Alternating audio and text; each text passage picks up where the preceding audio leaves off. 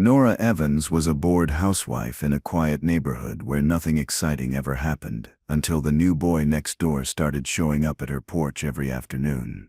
He was polite, eager to learn, and she liked the way he looked at her like she mattered. It started with schoolwork, then small favors, then messages at night. She thought she was in control. But when her husband went missing and the boy showed up holding her keys, smiling like he owned her house, Nora finally realized he'd been planning this from the very start. Nora Evans lived in a cul-de-sac where every lawn looked perfect, but every marriage felt tired.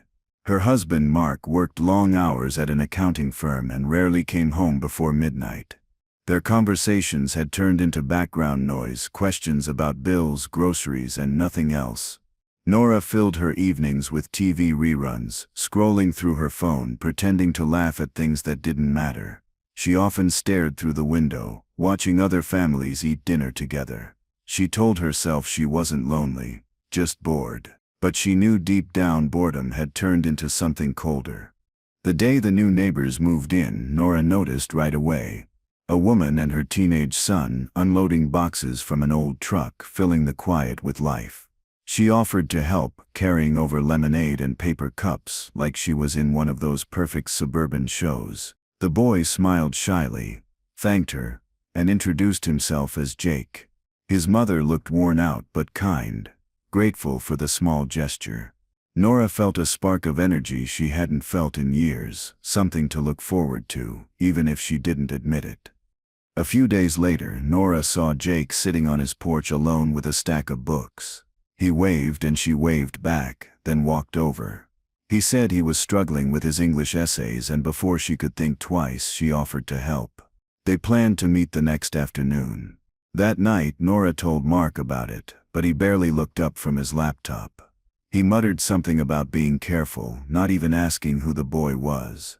That small lack of interest made the decision feel even easier to justify. Their first session happened on a warm afternoon. Jake came over carrying his notebook and a shy smile. They sat at her kitchen table with open books and coffee cups. Nora corrected his grammar and gave him examples, proud to feel useful again. He listened closely, nodding at everything she said. When he laughed at one of her stories, it caught her off guard. The sound filled a quiet space inside her she didn't know was empty. When he left that day, she noticed her reflection in the window, smiling in a way she hadn't in months. The next day, Nora waited longer than usual before starting dinner. When Jake finally appeared at her door again, she acted surprised. They talked about writing, but their conversations drifted toward personal things, dreams, families, the small hurts people rarely share. Jake asked questions no one had asked her in years. By the time the sky turned pink, she'd forgotten the time. When he left, she stood at the door watching him cross the yard. His mother waved from the porch, and Nora waved back, feeling oddly protective of them both. Days turned into a quiet rhythm. Nora cooked, cleaned, tutored, and waited. Jake's visits became part of her routine, something her day revolved around. She began noticing details about him. How he smiled, how carefully he listened, how his eyes seemed older than his age. Sometimes he complimented her garden, or the smell of her cooking. She brushed it off, pretending not to notice. But later, when she'd be washing dishes, she'd think about those words again. Mark still came home late. She didn't bother telling him about the lessons anymore. A small gift appeared on her porch one morning. A notebook wrapped in paper, no name on it. Inside was a note written neatly. "Thank you for helping me believe I'm good at something." She smiled, assuming it was from Jake. It felt harmless, even sweet. She placed it in her drawer, not mentioning it to anyone. That night, Mark forgot to eat dinner again, leaving the plate cold on the table. Nora threw it away, then opened the notebook again just to reread the message. She told herself it meant nothing. Her friends started noticing her change. She wore brighter clothes, added lipstick before grocery runs, smiled more often. They joked about her having a secret. Nora laughed it off, saying she was just taking better care of herself. But every time she caught her reflection, she saw the truth. She was living for attention that didn't belong to her. When Jake came over that day, he noticed too. "You look happy," he said. And though she didn't respond, the warmth in her chest told her she didn't need to. Jake's mother started thanking Nora every time they met outside. She said Nora's kindness meant a lot. That praise made Nora uncomfortable in a way she couldn't explain. She wanted to stop tutoring him but found reasons not to. She told herself quitting might make things awkward. Besides, she enjoyed the company. One evening Jake stayed longer than usual, and the light outside dimmed to orange. When she realized how late it had gotten, she felt a twinge of panic. But instead of rushing him off, she made tea. They sat in silence for a while, sipping tea, pretending nothing about it was strange. Jake's eyes wandered over her kitchen. The family photos, the half-finished jigsaw puzzle on the counter. "You like puzzles?" he asked. She nodded, embarrassed by how much that simple question meant. After he left, she noticed he'd taken a small puzzle piece with him, the corner one she'd been searching for days later. She laughed quietly, not knowing why it made her feel both nervous and flattered at once. The next week she found another note, this time tucked into her mailbox. It said, "You deserve to be seen." No signature. The handwriting was the same. She should have been alarmed, but instead she smiled, like it was a secret message written just for her. That evening, when Mark came home, she hid the note in her apron pocket. He didn't notice the extra dinner plate she set out before putting it away again. The porch light flickered outside, but she didn't fix it. She liked how the glow felt when he was gone. Nora began texting Jake between lessons. It started with questions about homework, but quickly turned into small talk, songs, favorite foods, even complaints about their days. She found herself waiting for his replies, checking her phone more than usual. When Mark asked why she smiled so much lately, she said it was just a friend from the neighborhood. The lie rolled off easily. Later that night, she turned her phone screen face down, as if hiding the glow made it less real. Rain came for 2 days straight, trapping everyone indoors. On the third night, Jake showed up at her door soaked, saying he couldn't focus at home. She hesitated, then let him in. He sat close as they went over his notes, the smell of rain still clinging to his jacket. The porch light outside flickered again, catching both their attention. Nora said she'd fix it soon, but Jake smiled faintly, saying he liked it that way. When he left, she noticed footprints leading from her porch to his door, 2 sets side by side. Mark came home earlier than usual that night, surprising her. He smelled of cologne and exhaustion. They ate in silence. She tried to talk about Jake, about helping someone young find direction, but Mark cut her off, saying she was wasting her time. His words left a quiet ache. After he went to bed, she stood at the window, staring at the porch light still flickering. Across the yard, she could faintly see Jake standing near his window, watching hers. She didn't turn away. The next morning, Jake didn't show up for his lesson. Nora told herself it was fine, but she checked her phone every few minutes. By afternoon, she walked outside, pretending to water the plants, just to see if he'd appear. When she came back in, she found a message on her phone. "You looked sad today." No name, just that line. She stood frozen, realizing he must have been watching her the whole time. Still, she didn't delete the message. She only stared at it again and again. The next week, Nora kept her curtains half open. She told herself it was just for light, but she knew she wanted to be seen. Jake appeared again with his books and that same quiet smile. They worked without talking much, the tension under the surface impossible to name. When he left, he lingered at the door, saying he liked how her house always smelled like cinnamon. The comment stayed in her mind long after he walked home. That night, she lit a candle with the same scent, unsure who it was really for. Nora's phone buzzed late that night. It was a photo of her kitchen table, the one they used for lessons. No words, no sender name, just the picture. She stared at it, trying to convince herself it was harmless. She deleted it but kept thinking about it as she lay in bed. Mark was asleep beside her, oblivious. For the first time, Nora felt uneasy about what she'd started. But even then, beneath the fear, a strange excitement lingered. Someone was paying attention. Someone was thinking about her. The next morning, Nora walked outside to get the mail and saw Jake mowing his lawn. He waved, but his eyes didn't look the same anymore. There was no shyness now, just a quiet certainty, like he knew something she didn't. She waved back weakly and went inside.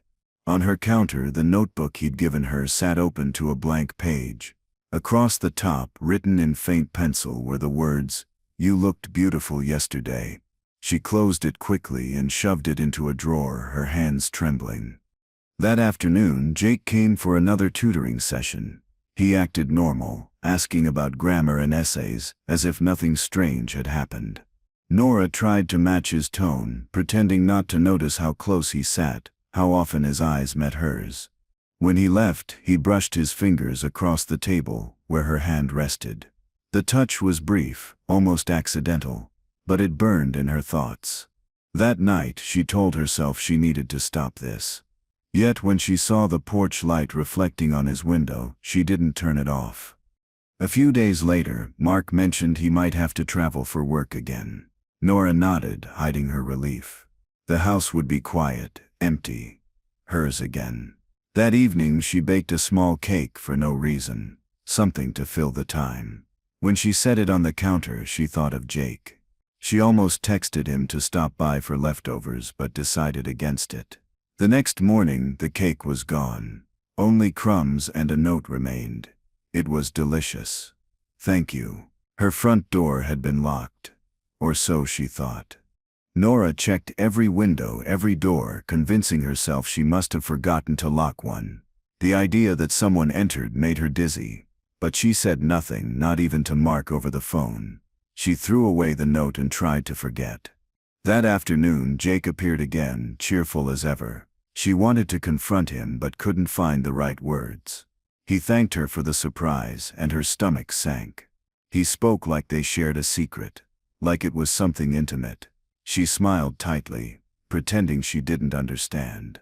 Nora's nights grew restless. Every sound felt like footsteps. Every creak felt directed at her. She told herself she was imagining things, but each morning she found small signs: the moved curtain, the door left ajar, the faint scent of cinnamon that wasn't hers. She started keeping the porch light on all night, a small comfort in the dark. Across the yard, Jake's light would flick on minutes after hers. She told herself it was coincidence, but deep down she knew it wasn't. Their lights had become a silent conversation neither could stop. Jake's mother stopped by one afternoon with a pie, thanking Nora again for helping her son. She seemed tired, her hands trembling as she spoke. "He's been happier lately," she said softly. "Whatever you're doing, it's working." Nora smiled awkwardly, guilt biting at her.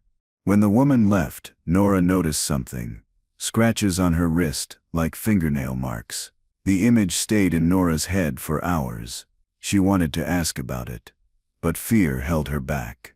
That night, she double-checked her locks again, hearing faint laughter from the house next door. Mark came home that weekend, and Nora tried to act normal. They went to dinner, and she forced conversation. Halfway through the meal, he mentioned seeing Jake at the hardware store earlier. "Nice kid," he said casually. Nora nearly dropped her fork. Mark didn't notice, continuing to talk about paint supplies, but the thought of Jake chatting with him unsettled her more than anything. Back home, she stood by the window, watching the porch lights again. Jake's was on, hers was off. Then his flickered twice. She turned hers on without thinking. The next day, Jake didn't come for tutoring, but a package arrived instead. Inside was a small wind chime shaped like a bell with a tag that read, "For your porch." She hung it reluctantly, trying to convince herself it was a friendly gesture. That night, the faint sound of the bell drifted through the open window. It wasn't loud but rhythmic, steady. She turned over in bed, half comforted, half worried. Somewhere in the quiet, she wondered what Jake was doing right then and whether he could hear it too. A week passed. Mark noticed her distracted mood and asked if everything was okay. She lied, saying she was just tired. He nodded, already half distracted by his phone. Nora wanted to tell him everything, but shame stopped her. She couldn't explain what she'd allowed to happen. That night, she heard the bell again, this time sharper. When she checked the porch, the chime was moving even though there was no wind. She stepped closer and froze. On the ground beneath it lay another note. "You're not alone anymore."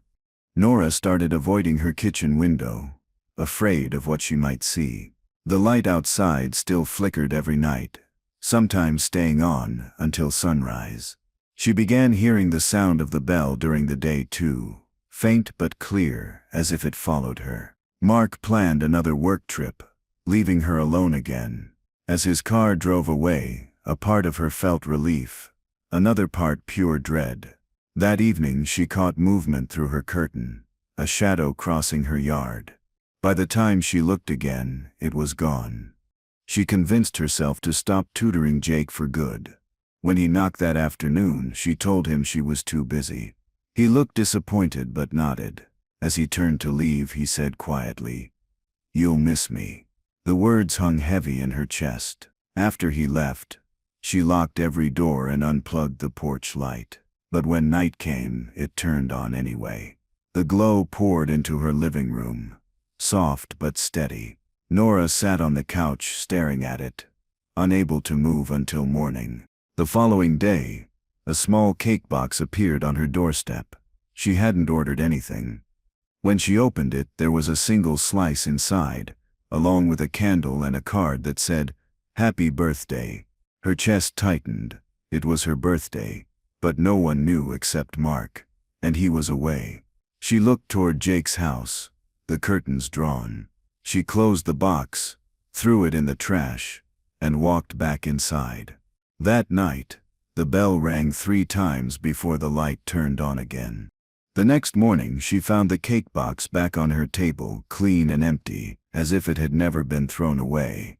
Her hands trembled. She called Mark, asking when he'd return, but he said he might be gone longer. She hung up, realizing she was completely alone. Across the yard, Jake was sitting on his porch, watching her openly.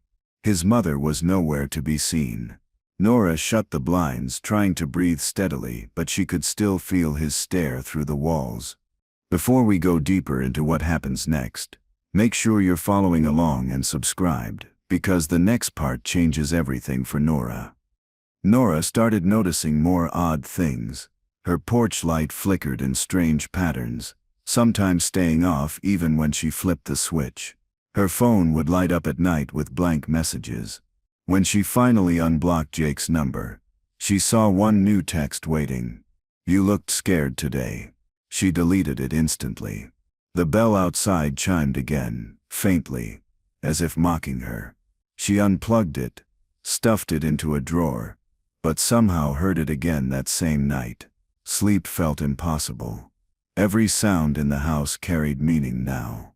The next day she went outside to check her mailbox and found a single photograph inside herself standing by the window. The picture had been taken from across the yard. Her knees weakened, but she didn't call the police.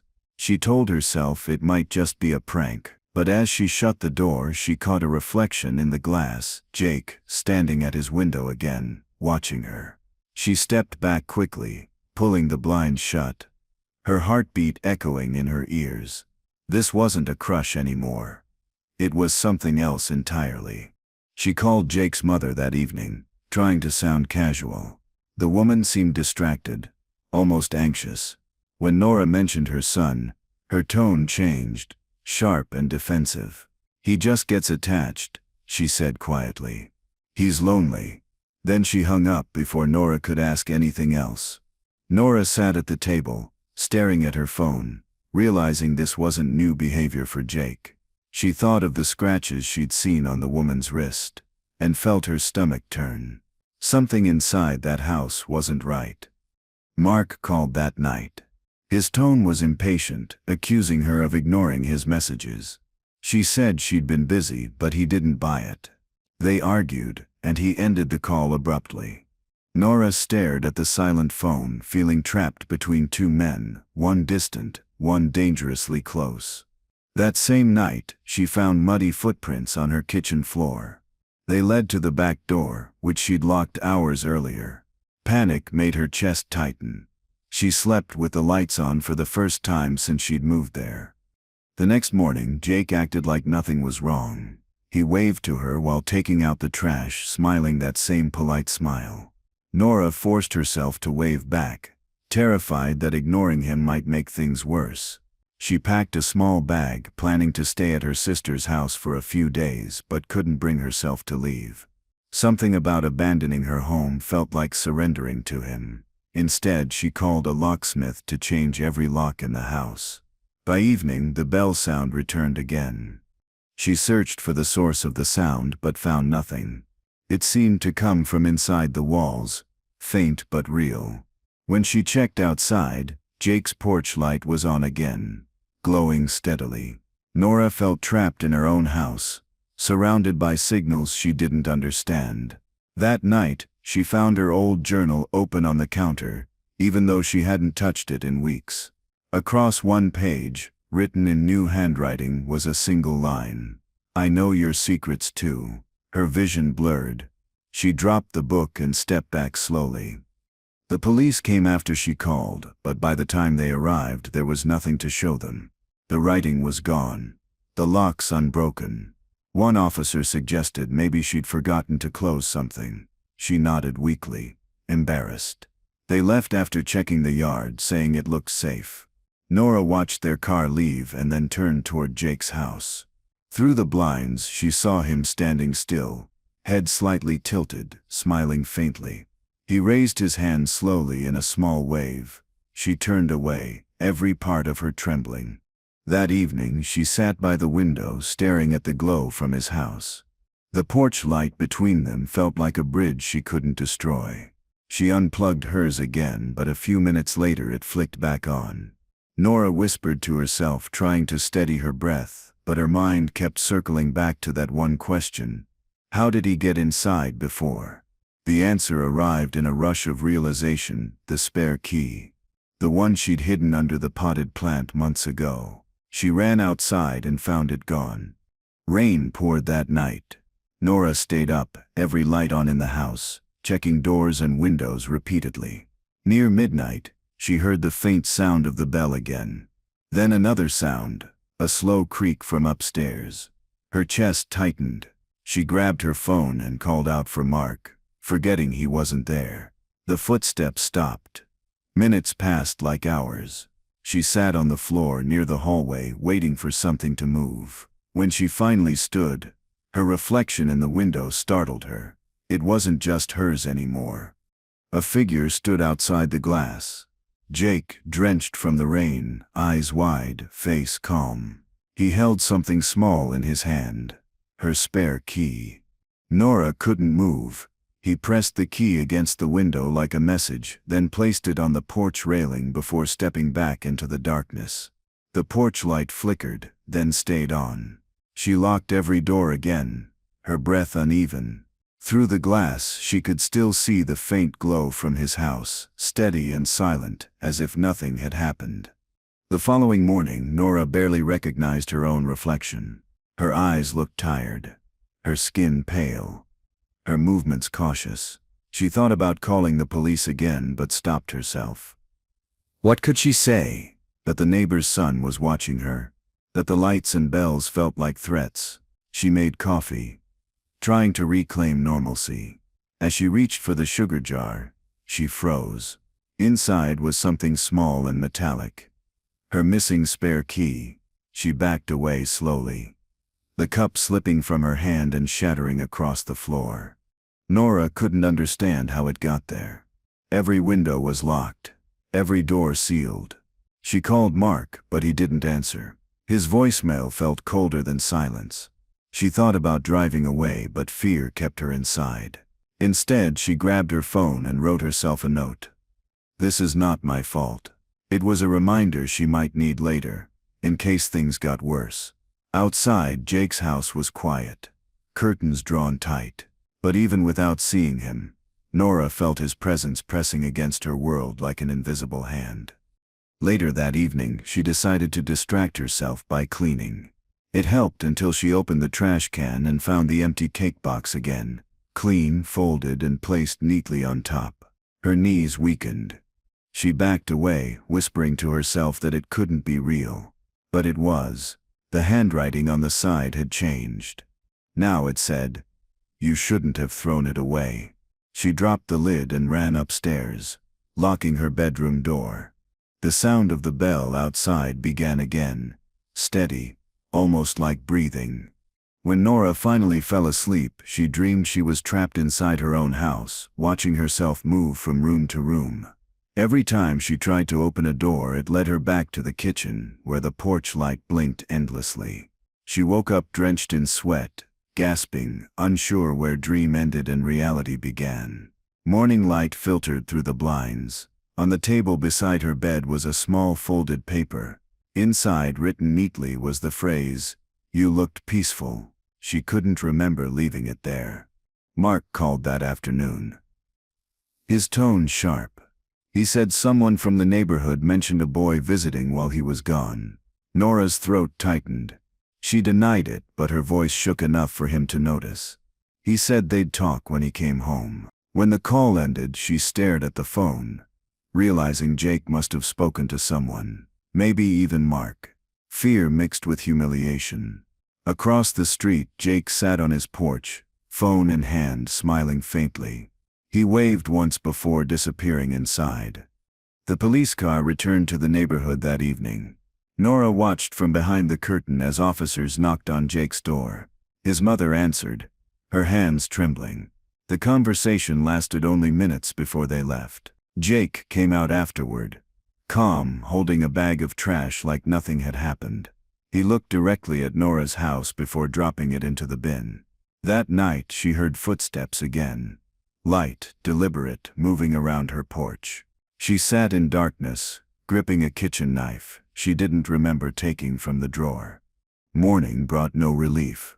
Mark hadn't returned, and Jake's house looked normal again. Nora tried calling her husband, but his phone went straight to voicemail. She drove to his office, only to learn he hadn't shown up in 2 days.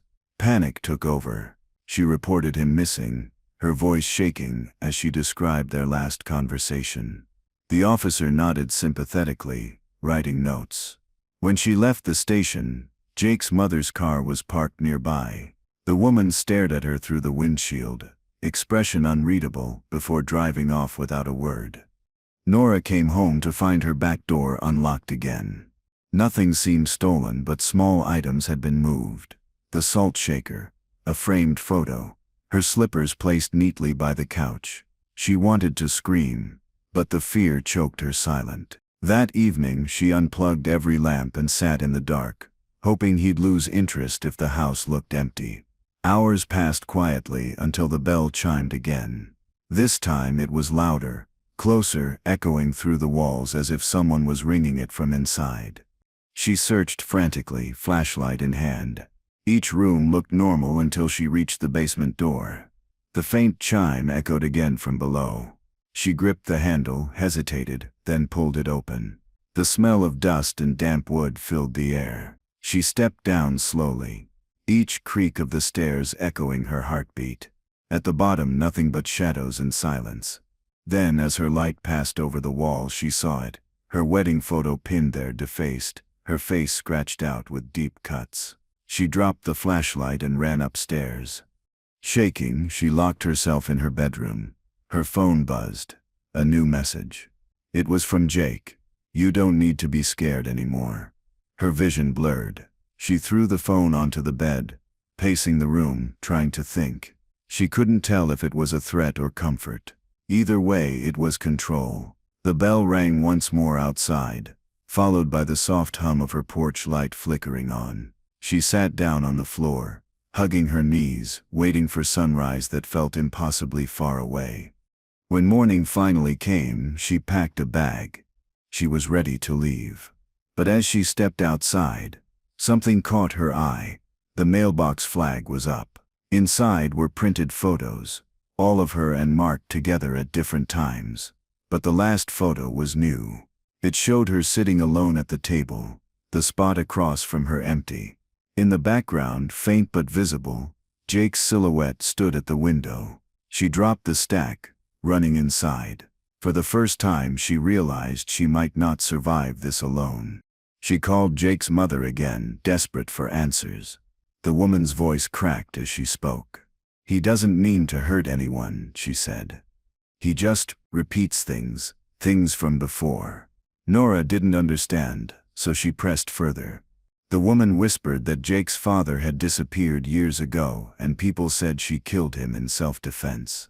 The police never proved it, but everyone believed it. "Jake was there that night," she said softly. Then she hung up. Nora sat in silence, piecing together what that could mean. By evening the porch light turned on again, even though she'd unplugged it. Nora's hands shook as she unscrewed the bulb, determined to end the pattern. The moment the light went dark, her phone buzzed. A new message appeared. "I liked it better when you didn't hide." She dropped the phone and ran upstairs, locking herself in the bathroom. Her reflection in the mirror looked like a stranger, eyes wide, face pale, a woman unraveling. The bell outside began ringing again, slow and steady, almost like a lullaby. Mark still hadn't returned. His boss said he'd never reached his business trip location. The police questioned Nora again, asking about arguments or affairs. She denied everything, but her answers sounded rehearsed.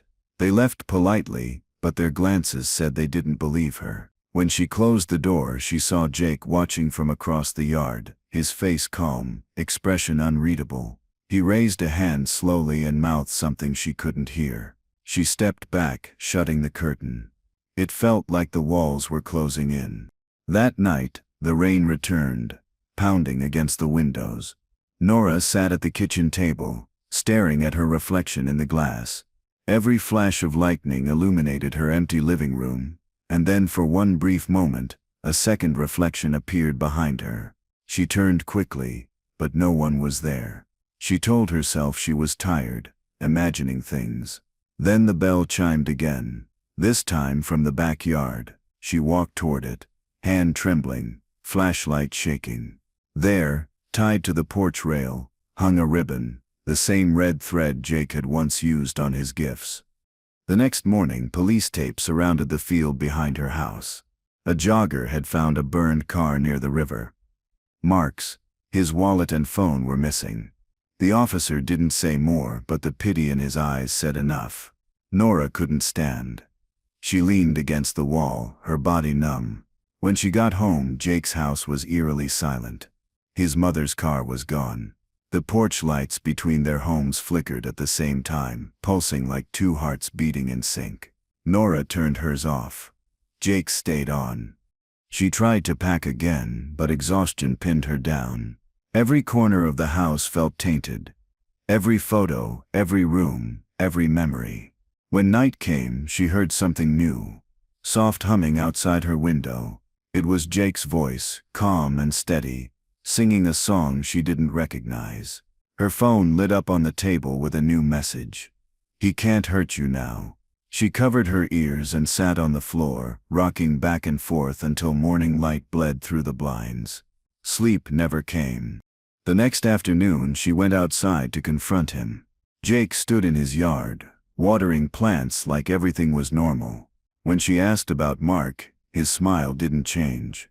"You don't need to worry about him," he said softly. "You're safe now." The words echoed in her mind as she walked back inside. She locked the door and collapsed on the couch, whispering to herself that he was lying. But deep down she wasn't sure. She thought about the missing wallet, the scratches, the red thread, and the car by the river. Days passed without a single sign of Jake's mother. Her car never returned, and the police didn't seem to notice.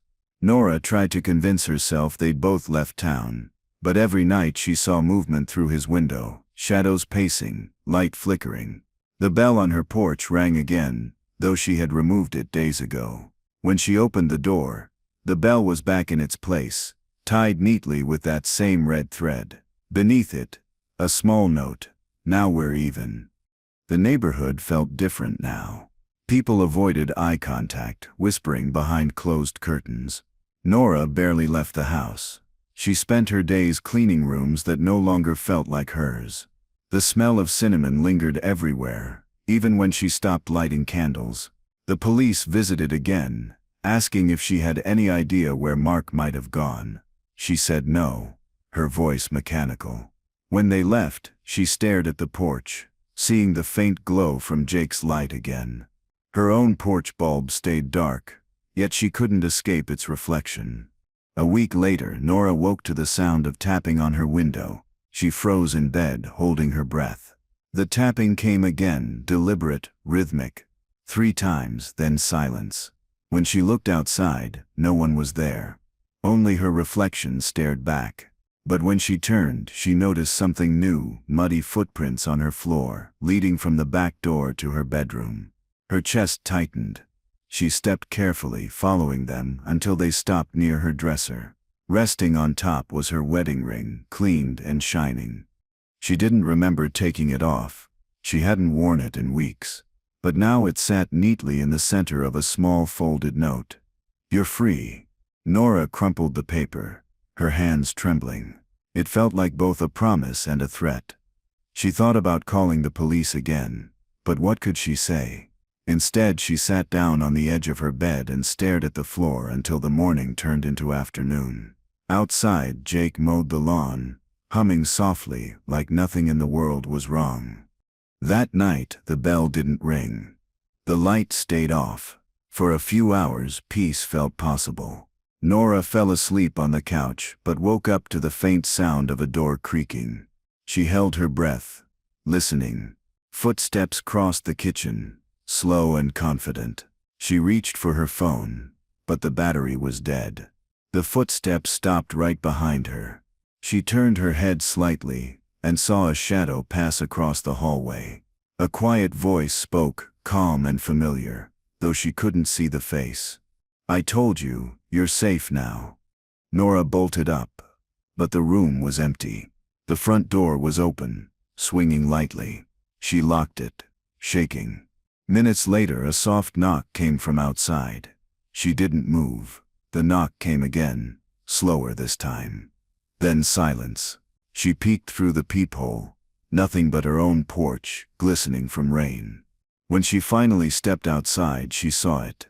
A single jar of honey on the railing, imported, labeled with her name. The lid was tied shut with red thread. Her knees almost gave out. She backed inside, locking the door behind her. Nora sat on the floor, staring at the jar under the porch light. Her mind circled around every moment that led to this. The notes, the photos, the gifts. None of it felt like coincidence anymore. She realized Jake hadn't just been watching her. He'd been studying her, learning her routines, her weaknesses. The sound of the bell echoed faintly from outside again, though there was no wind to move it. She whispered to herself that she wasn't alone, and for the first time she didn't mean it as comfort. The next morning, Nora watched from behind her curtain as 2 police cars stopped near Jake's house. Officers walked inside with quiet urgency. She hoped they were there for him, that it was finally over. But minutes later, one officer came to her door instead. He asked when she'd last seen Mark. Her voice shook as she answered, 2 weeks. He nodded and handed her a card saying they were still looking. Behind him, Jake stood in his yard, calm and expressionless, like a spectator waiting for the next scene. That night, Nora couldn't sit still. She replayed every detail in her mind. The gifts, the messages, the honey jar, the bell. It all connected somehow. But she couldn't see how. The silence in the house felt alive. She went to the porch, intending to throw the jar away, but froze. A new note had appeared beneath it. "He didn't love you like I do." Her throat tightened. She snatched the jar and hurled it into the trash.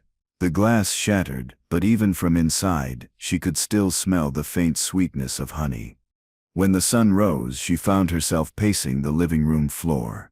Every sound made her flinch. She unplugged every light again, determined to cut him off completely. Around noon, there was a knock at her door. She didn't answer. Another knock followed, then a soft voice calling her name. She looked through the peephole and saw Jake holding something wrapped in cloth. "It's for you," he said. She backed away, hiding behind the wall. After a minute, his footsteps faded. When she checked the porch, the cloth bundle was gone. That evening, Nora found muddy footprints near her back door again, but this time they weren't human. Small paw prints covered the porch, leading to a trail of feathers. She followed it cautiously and found the remains of a bird tied with a strip of red thread. Her breath caught. It was an offering, a message, maybe even a warning. She threw it away, scrubbing her hands raw. Across the yard, Jake stood motionless, watching her. When she turned, he raised his hand slightly, almost like an apology. Nora stopped answering the door, ignoring every sound outside. But Jake's presence became louder in absence. She started hearing knocks from inside the walls, whispers of movement in the vents, faint ringing from nowhere. She couldn't tell what was real anymore. One afternoon, a letter arrived in her mailbox without a stamp. Inside was a page torn from her own journal, the one she kept locked away. Written underneath her handwriting were 3 words: "You are mine." She ripped it apart and burned it in the sink, shaking uncontrollably. Days blurred together. Nora avoided mirrors, kept the curtains closed, and stopped checking her phone. She barely ate. When the police called again asking about Mark, she told them she didn't know anything new. The officer paused before saying there was something strange about his disappearance. He asked if she'd heard from Jake's mother lately. Nora said no, her voice cracking. The line went quiet for a moment, before the officer promised to check on her later. She hung up, staring at the blank wall, numb and frightened beyond words. That night, the bell rang again, followed by a single knock at the door. She didn't move. The knock repeated, softer this time. Finally, she forced herself to look outside. A police cruiser was parked on the street. One of the officers stood on her porch, drenched in rain. When she opened the door, he asked if she knew Jake's mother. She nodded, and he sighed. They had found a woman's car abandoned near the old bridge, he said. It matched her description. Nora felt her knees weaken as she leaned against the doorframe. After the officer left, she sat on the stairs, staring into nothing. She thought about Jake's calm face, his mother's shaking hands, and the fear that connected them both. She remembered how the woman's eyes darted around when she last spoke, like she was waiting for something to happen. Maybe she'd been warning her all along. Nora pressed her hands against her face, whispering that she needed to leave. But even as she said it, a quiet truth surfaced. There was nowhere left to go. Jake had erased every sense of safety she had. The next morning, Nora found the red thread again, this time looped neatly around her doorknob. It was tied into a small bow, almost decorative. She untied it carefully, feeling like it might explode if pulled too fast. Inside the knot was a small folded note. It read, "I can protect you now."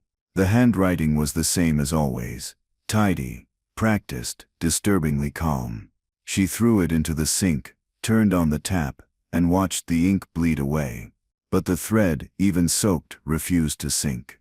Later that day, Nora heard movement outside and peeked through the blinds. Jake was digging near his mother's garden. The sight made her chest tighten. She wanted to call the police, but doubt held her back. What if they didn't believe her again? She watched him for nearly an hour, each shovelful of dirt falling in steady rhythm. When he stopped, he turned toward her house, smiling faintly. Their eyes met, and something cold settled in her stomach. He mouthed something she couldn't hear before disappearing into his house. That night, thunder rolled across the neighborhood. Nora sat awake, clutching her phone. Lightning flashed, and for a split second, she saw someone standing by her back fence. She held her breath, waiting for another flash, but it came slower this time. When the light filled the yard again, the figure was gone.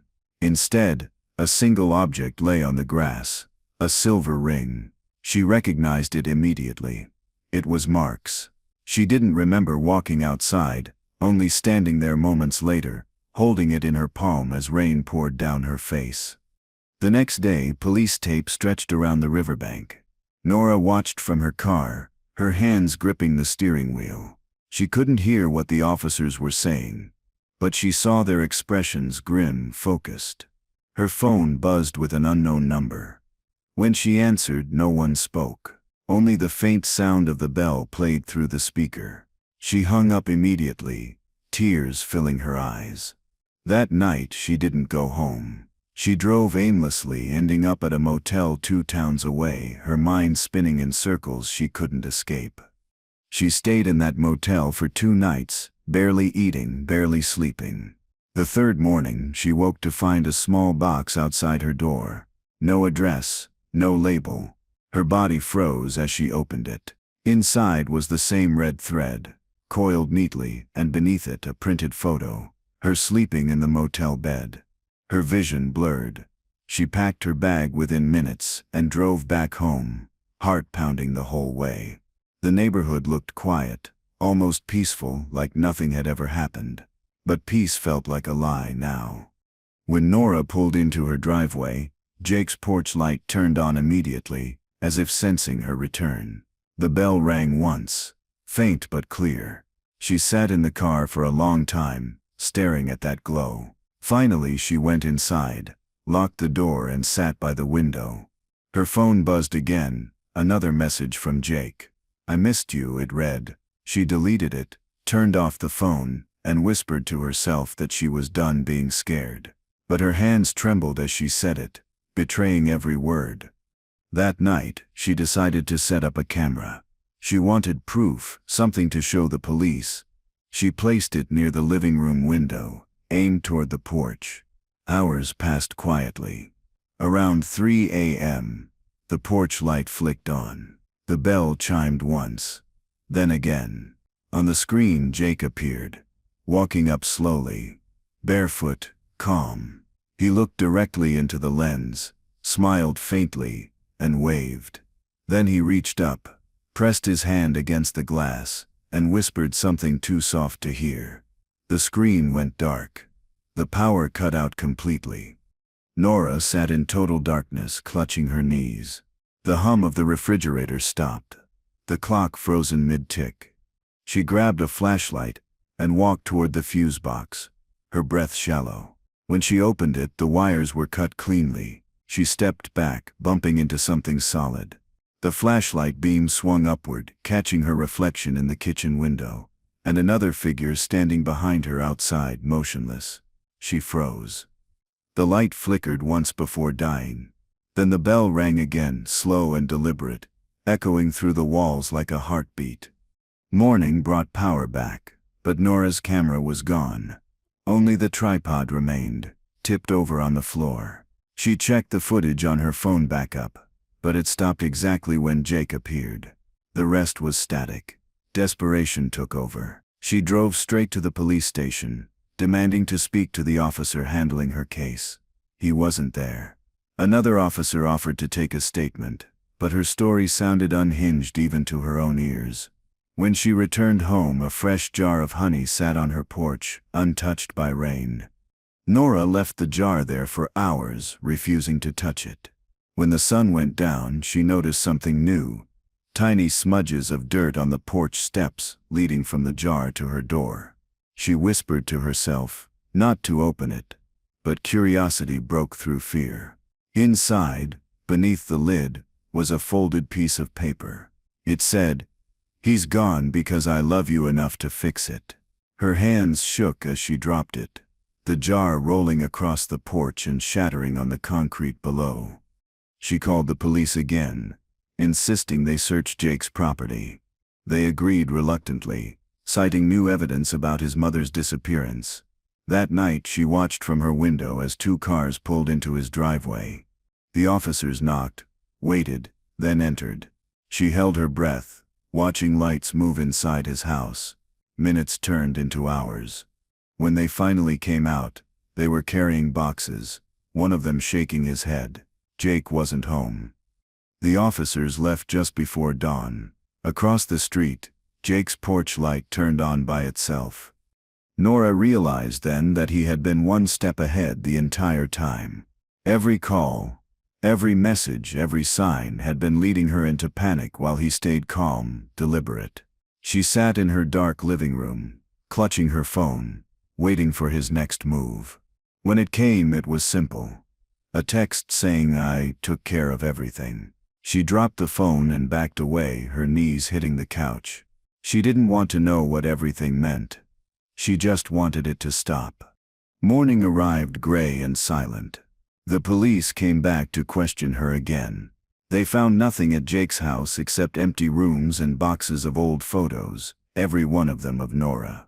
Different angles, different years, even before they'd met. One officer asked if she knew he had cameras hidden near her property. She shook her head, tears falling silently. They said they'd issue a warrant if he reappeared. When they left, she sat by the window, staring at the yard that no longer felt like hers. The next day, she went outside for the first time in weeks. The neighborhood was quiet, pretending nothing had happened. She stood in the sunlight, eyes on Jake's empty house. A curtain fluttered faintly, and she swore she saw movement. She stepped closer, heart pounding, but it was only the wind. Still, she couldn't shake the sense of being watched. Back inside, she found something chilling on her kitchen table, a single red thread coiled into the shape of a heart. Her breath caught. The thread wasn't dusty or old. It was fresh. Nora packed her things again, determined to leave for good. She didn't care where, as long as it was far away. As she carried the last box to her car, she noticed something in the mailbox, a small stack of postcards tied together. They were addressed to her but had no stamps, no return address. The earliest date was 2 years ago, long before Jake moved in. The handwriting was the same. Every card described her day in exact detail, as if someone had been watching her long before she ever noticed. She flipped through the postcards, her hands shaking, each one more specific than the last. You wore blue today. You stayed in bed until 9. You left the window open. The most recent one stopped her cold. You're leaving now. Her eyes darted to the street. Across the road, a figure stood beside Jake's empty house, half hidden in shadow. She couldn't see the face, but she knew the posture, the stillness, the patience. The bell rang once, faint but unmistakable. Nora dropped the postcards and ran inside. She locked every door and sat against the wall, her body trembling. The sound of the bell continued, steady and slow. She covered her ears, but it didn't help. It was inside her head now, pulsing with every thought. Her phone buzzed again, a new message. She didn't want to look, but couldn't resist. It said, "I'll always find you." She stared at the words, until the screen dimmed. Outside, the porch light turned on by itself, glowing through the blinds like a silent reminder that he was still out there. Nora barely slept. Every creak of the house sounded like footsteps, every flicker of light a warning. By morning, she made a decision. She would not live afraid anymore. She took the old baseball bat from the garage and sat by the window, waiting for any sign of movement. The bell stayed quiet that day, almost respectful, but peace didn't comfort her anymore. It only made her certain something was coming. The quiet wasn't safety. It was preparation. She gripped the bat tighter, eyes fixed on the empty house across the yard. When the police called again that afternoon, they said Jake's car had been found near an abandoned motel. No one inside, only his backpack and some personal items. They asked if she'd heard from him, and she lied, saying no. After the call ended, she checked her phone and found a single new message. "You shouldn't have told them." Her fingers trembled as she deleted it. That night, the red thread reappeared, stretched across her front porch like a boundary line. She didn't cross it. Not yet. The following day, a detective came by unannounced. He spoke gently, asking about the postcards, the gifts, and the honey jars. Nora told him everything, finally letting the story spill out. He listened quietly, then promised to station a car near her home for the night. It helped, a little. As he left, she noticed the faint mark of a red thread tied to his car antenna. She said nothing, unsure if she was imagining it. When the patrol car parked outside later, its lights flickered once, then went completely dark. The power went out again that night. Nora sat in candlelight staring at the shadows moving across her walls. Around midnight she heard footsteps outside, crunching softly on gravel. Then a knock, 3 slow taps. She didn't move. Another knock followed, gentler this time. She reached for her phone, but it was dead again. The candle flickered, and for a moment she thought she saw his reflection in the window. Jake's eyes, steady and familiar, watching her. When she blinked, it was gone. Only the soft ringing of the bell remained. By morning, the power was back. She opened her door carefully, expecting chaos, but everything looked normal. The red thread was gone. The porch light steady. For the first time, it looked like the nightmare might have ended. She made coffee, almost smiling at the ordinary sound of the kettle whistling. Then, as she turned toward the sink, her breath caught. Written on the fogged-up window was a single word traced by a finger. Soon, she dropped the cup, coffee spilling everywhere. The illusion of calm shattered in seconds. She called the detective again, begging for help. He promised to return later that evening. To distract herself, Nora started cleaning, scrubbing every surface as if removing him from her life. When she opened the pantry, she froze. Lined neatly on the bottom shelf were 3 jars of imported honey, identical to the ones Jake had given her before. She hadn't bought them. Her knees gave out, and she sank to the floor, whispering that it couldn't be real. Outside, the porch light flickered once more, glowing through the blinds like a heartbeat. The detective returned that night, his expression tense. He said Jake's fingerprints had been found on Mark's car, and possibly near the river where the wallet was discovered.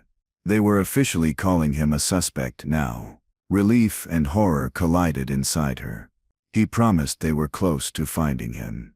After he left, Nora locked every door again.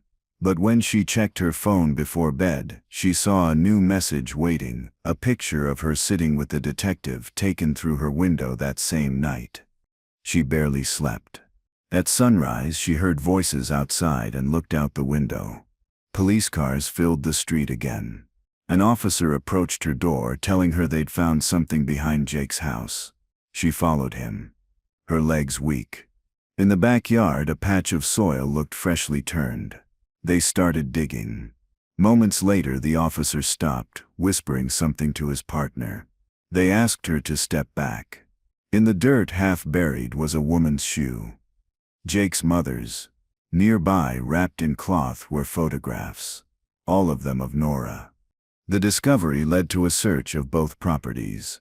Police filled her house, taking photos and asking endless questions. Nora answered mechanically, her mind numb. She overheard one officer saying Jake's prints matched an old unsolved case, his father's murder. Another said he might have fled the state. None of it felt real. As the last officer left, he handed her a number for protection services, in case she needed relocation. Nora nodded but didn't take it. She knew he wasn't gone. People like Jake didn't just disappear. They waited.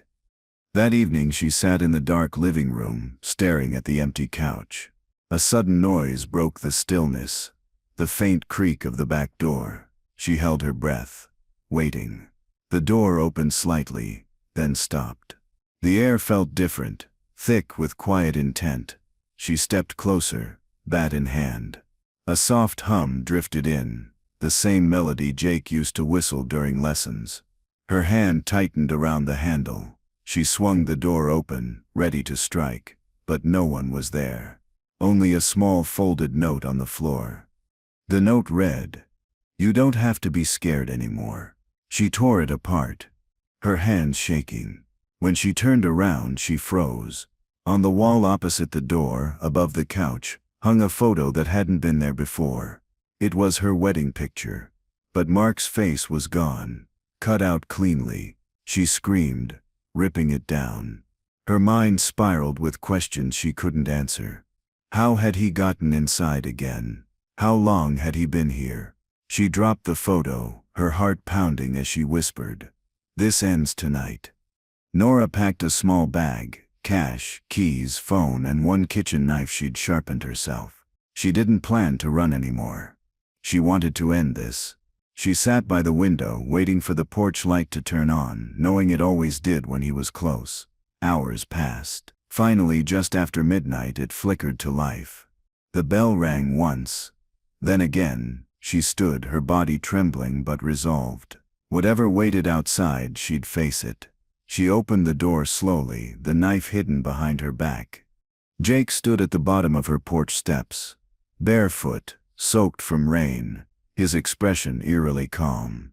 "You can stop pretending now," he said softly. Nora said nothing. His eyes drifted to the knife in her hand, but he didn't move. "I fixed everything," he continued. "You're free." She realized he meant Mark. The truth hit like a blow. He had killed him. He stepped closer, lifting his hand as if offering comfort. Nora stepped back, her voice breaking as she whispered for him to leave. His smile widened. Lightning flashed, illuminating his face, pale and hollow. He looked almost childlike, lost, desperate. "You don't understand," he said quietly. "We were supposed to start over." Nora's stomach turned. She gripped the knife tighter, knowing she couldn't reason with him anymore. "I did this for you," he said, his voice trembling now. He took another step, the rain dripping from his hair.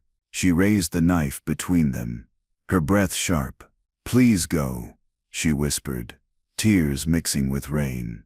He tilted his head slightly, almost sad, then said, "You'll thank me." He lunged. The struggle was brief but violent. The knife cut his arm as they fell against the porch railing. Nora screamed, shoving him away. He stumbled back, slipping on the wet steps, hitting the ground hard. For a second, everything went still. Then he looked up at her, face twisted, not with pain, but disbelief. "You hurt me," he said softly, almost like a child. She stepped back, shaking, blood on her hands. He stood slowly, eyes darkening, and whispered, "Now you can't leave." Nora turned and ran inside, locking the door behind her. She grabbed her phone, dialing 911, but the line crackled and went dead. The power surged, lights flickering wildly. She heard him pounding on the door, each hit louder than the last. She backed away toward the kitchen, gripping the knife again. The pounding stopped suddenly. The silence that followed was worse. She crept toward the window, peering through the blinds. He was gone. The porch was empty, rain pooling across the steps, but she knew he hadn't gone far. The power went out completely, plunging the house into darkness. Nora moved carefully, using the dim glow of her phone screen to see. She reached the back door, planning to escape, but froze when she saw a shadow move across the hallway. The smell of rain mixed with something else, earth, maybe, or damp wood. She stepped backward, her hand brushing against something cold on the counter. It was the honey jar, perfectly intact, its lid tied again with red thread. The note underneath said, "You can't hide from love." Her hands shook as she picked it up and hurled it against the wall. The jar shattered, honey splattering across the tiles. The sound seemed to stir the air itself. A voice whispered from the darkness, calm, steady, familiar. "I'll make it quick." She spun, flashlight beam trembling, scanning the shadows. Then she saw him standing in the doorway, eyes reflecting the faint light. His face was blank, his hands steady. He took one step forward, whispering her name. She raised the knife again, whispering back, "Not this time." He lunged again, grabbing her wrist. The knife clattered to the floor. They struggled, his strength overpowering her. She reached for the counter, grabbing the nearest thing, a heavy glass candle holder, and struck him across the head. He fell, groaning, his body limp but still breathing. She stood over him, panting, tears streaking her face. For a moment, she considered running, but something stopped her. If she left, he would find her again. If she stayed, maybe she could end it for good. She reached for the knife. Her hands trembled as she knelt beside him. His chest rose and fell slowly, blood mixing with rainwater on the floor. He stirred slightly, mumbling her name. She gripped the knife, pointing it at him. Then something inside her broke. She dropped it, stepping back, shaking her head. "No," she whispered. "I'm not you." She ran to the door, flinging it open just as police sirens wailed in the distance. Red and blue lights reflected through the rain. She stumbled outside, screaming for help until her voice gave out. The officers found Jake unconscious but alive. They handcuffed him carefully, one of them saying he'd survive the blow. Nora stood barefoot on the wet pavement covered in mud and blood, watching silently. One officer guided her to an ambulance, but she kept her eyes on Jake's face as they lifted him into the car. Even then, through the glass, his gaze stayed locked on hers. His lips moved slowly, forming words she couldn't hear. The porch light flickered behind her house, glowing weakly one final time. At the station, Nora gave her statement in slow, detached sentences. Every detail felt distant, like someone else's story. The detective listened quietly, nodding occasionally. He said Jake would be charged with multiple crimes, possibly linked to old cases. When she asked about Mark, his voice softened. "We think he's gone," he said gently. Nora nodded once, tears welling up. They offered counseling and safe housing, but she declined. She just wanted to go home. The word home felt hollow, a place that didn't exist anymore. When she finally returned, the neighborhood was silent again. The police tape fluttered across Jake's porch, his windows dark. Nora walked slowly up her steps, pausing beneath the porch light.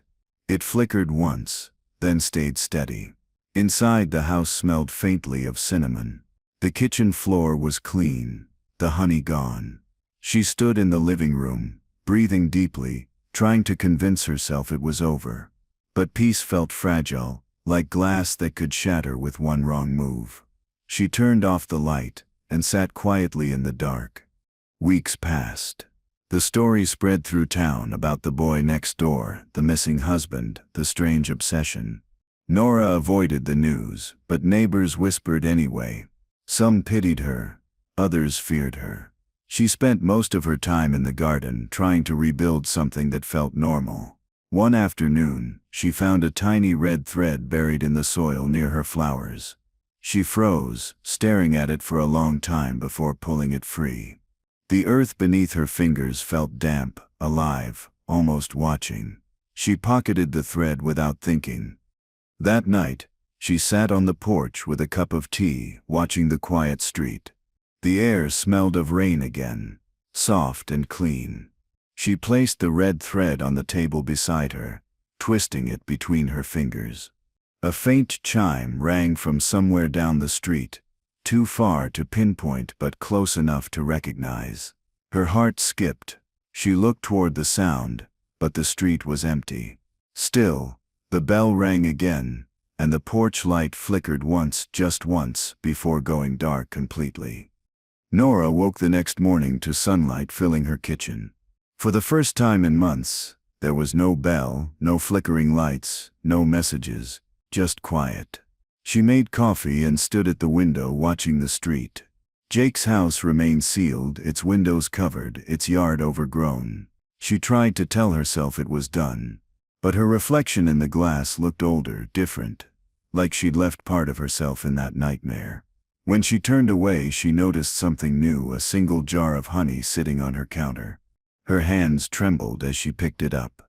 The lid was clean, untied, the label blank. She considered throwing it away but stopped. Maybe someone else left it, maybe not. Either way, it was a reminder. She placed it on a shelf and walked outside to her garden.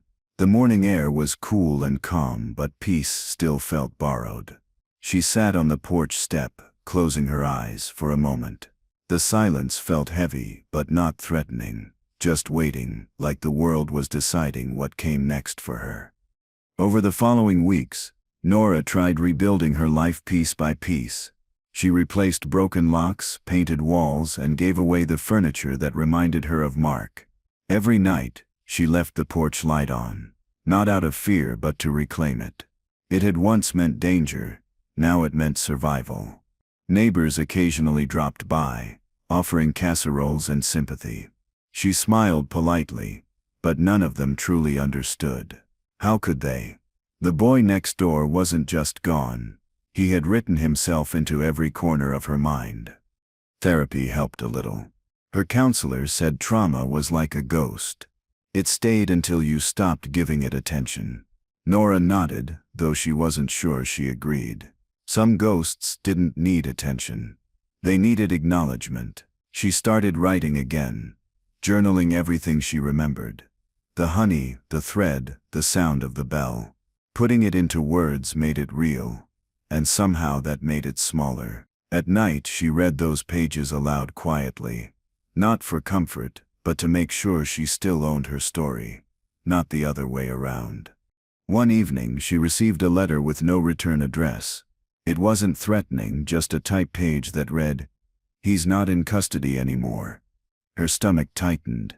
She called the detective, who confirmed it. Jake had been moved to a psychiatric facility and later released for good behavior. They didn't know where he went. Nora thanked him, hung up, and sat in silence. Fear should have rushed back, but it didn't. Instead, there was clarity. She had spent too long being someone else's shadow. She wouldn't let him take more. That night she went through her drawers, gathering everything that reminded her of him, the notes, the threads, the old phone she'd kept hidden. She placed them in a metal box and walked to the backyard. The air smelled faintly of rain, sharp and familiar. She lit a match and watched the paper curl, the thread melt, the memories dissolve into smoke. It wasn't freedom, not yet, but it was something close. When the flames died, she stood quietly, feeling both smaller and stronger than before. The night didn't feel as dark. The next morning, Nora visited Mark's grave for the first time since the funeral. She brought a small jar of honey and placed it beside the headstone. "You deserved better," she whispered softly. She didn't cry. The tears had long dried out.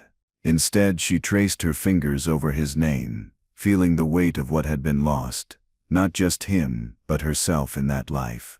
As she turned to leave, she saw a flash of red near the fence. It was a thread, tangled in the grass, swaying lightly in the breeze. She picked it up carefully, staring at it for a long time before folding it into her pocket. Maybe it was coincidence, or maybe it wasn't. Either way, she decided it didn't belong to him anymore. Back home, she tied the thread around a flower stem in her garden. It was her thread now, her symbol. Every time she looked at it, she reminded herself that she'd survived. Not because she was stronger than him, but because she chose to face what others would have run from. That was her quiet victory. A few months passed. Nora started volunteering at a local shelter, helping other women rebuild their lives after loss. She rarely spoke about what happened, but when someone mentioned fear, she listened differently. She understood silence too well, the way it could smother or protect. Some nights when the shelter was empty, she walked through the hallways, checking locks, turning lights off one by one. Each click felt like a promise to stay vigilant but not imprisoned by memory. The world still held danger, but now she knew how to exist within it. One evening she came home to find her porch light flickering again. For a moment her breath caught. She stepped closer, hand trembling near the switch, but when she flipped it off and back on, it steadied. Just a loose connection. Still, she stood there longer than she meant to, watching the glow spread across her yard. That light had seen everything. Love, betrayal, terror, survival. It wasn't just a signal anymore. It was proof that she was still here. She smiled faintly, whispering, "You don't own this anymore." Inside, her home looked different. Now brighter, cleaner, alive again. She'd repainted the walls pale yellow, filled the kitchen with fresh herbs, and replaced the broken frames with new photos. Life had color again, but the shadows still lingered quietly. Sometimes she'd wake to faint echoes of the bell in her dreams or see flashes of movement near the garden. But fear no longer dictated her days. She learned to live with uncertainty, to coexist with memory. Every scar had its rhythm, and hers pulsed softly beneath the calm surface of her days. Months turned into a year. Nora stopped expecting closure. She learned that healing wasn't a straight path. It looped, curved, and sometimes returned to old pain before finding light again. On the anniversary of Mark's disappearance, she baked a cake for the first time. She set 2 slices on the table, one for him, one for herself. As she ate, she thought of the boy who'd destroyed so much, and the woman she'd been before him. Both versions of her were gone now, replaced by someone quieter but infinitely stronger. Later that evening, she heard laughter from outside, children playing on the street. The sound filled her chest with warmth she hadn't felt in so long. She stepped out to watch them, leaning on the railing. The world looked the same, yet it wasn't. The sky was soft orange, the air cool, the houses calm. She caught her reflection in the window and almost didn't recognize it. The lines of fear were fading. For the first time she saw not the woman who survived, but the one who lived again. As she turned to go back inside, something caught her eye, a new family moving into Jake's old house. A mother, a father, 2 children laughing as they carried boxes. Nora stood frozen for a moment, memories pressing hard against her chest. Then she exhaled slowly and smiled. She walked over, introducing herself, offering help just as she had before. The mother thanked her kindly. The boy, about 16, smiled shyly. For a moment the world tilted, but this time she didn't flinch. The past no longer owned her. That night, Nora wrote in her journal again. Her words were simple. Fear leaves slowly, but it leaves. She closed the book and set it beside her bed. As she lay down, she heard faint rain against the window, soft and rhythmic. She smiled, letting the sound lull her to sleep. No bells, no messages, no flickering lights, just rain. The house, once filled with dread, now felt like a heartbeat she could trust again. Outside, the porch light glowed steady through the night, guarding her silence instead of haunting it. Weeks later, Nora returned to therapy one last time. Her counselor asked what she'd learned most through it all. Nora thought for a moment before answering. That love without boundaries isn't love, it's possession. The counselor nodded. When she left, Nora walked through the city without fear, noticing details she once ignored.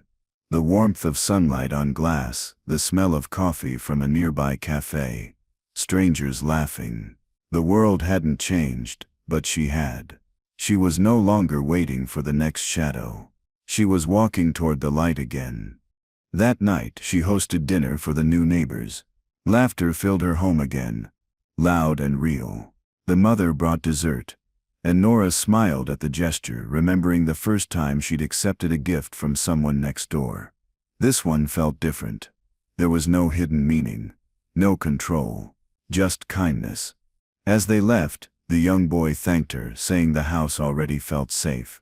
Nora stood by the door long after they were gone, whispering softly to herself. Safety, once a dream, now lived in her walls. Days turned peaceful. Nora spent mornings in her garden, watering the flowers, humming softly. The red thread she'd tied months ago still hung on the stem of a marigold, faded but intact. Bees buzzed lazily around the blooms, landing briefly before moving on. Sometimes she thought about Jake, wondering if he ever thought of her. But even that thought had lost its power. He was part of her story, not her ending. She smiled faintly, whispering to the flowers. We made it. The marigolds swayed gently in reply. A year later, Nora sold the house. It felt right. Too many memories lingered in the walls, but she no longer feared them. She packed her things and took one last walk through the empty rooms. Every creak, every mark on the floor had meaning. She paused by the window, staring at the yard where everything began. The porch light was still on, casting soft gold across the floor. She turned it off gently, whispering a quiet goodbye. Some stories didn't need closure. They just needed an ending. She moved to a small coastal town, far from the city. The air smelled of salt and new beginnings. Her cottage overlooked the water, where the waves seemed to erase everything they touched.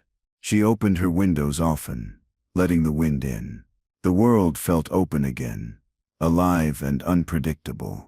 Each morning she walked along the shore, watching the tide roll in. She didn't think about the past much anymore. But sometimes when the light hit the water just right, she swore she heard the faint ring of a bell. It didn't scare her. It reminded her she'd lived through something powerful enough to leave an echo. She stood by the water, eyes closed, letting the sound fade. The horizon stretched endlessly ahead, and for the first time it didn't feel like running. It felt like moving forward. She returned home, poured tea, and sat by the window. The porch light outside her cottage glowed warm against the fading sun. She smiled, tracing the edge of her teacup, whispering, "This time it's just a light." And it was. Over the next few years, Nora wrote a book, not about Jake, but about reclaiming peace after fear.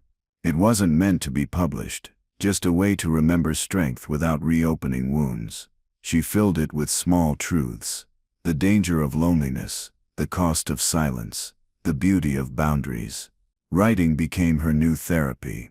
When she finished the final page, she signed her name carefully, like closing a chapter not just in a story, but in her life. She placed it on a shelf beside her old honey jar. Visitors came and went. Some were old friends, others strangers passing through. They often said her house felt calm, as if the walls themselves exhaled peace. Nora smiled at that. She didn't tell them what those walls had once seen. At night, she still left her porch light on, not out of fear but gratitude. It was her ritual, her quiet thank you to the world for letting her stay. When she lay in bed, the faint glow seeped through the curtains, steady and soft, keeping her company until morning. One summer evening she walked along the pier, watching the horizon turn gold.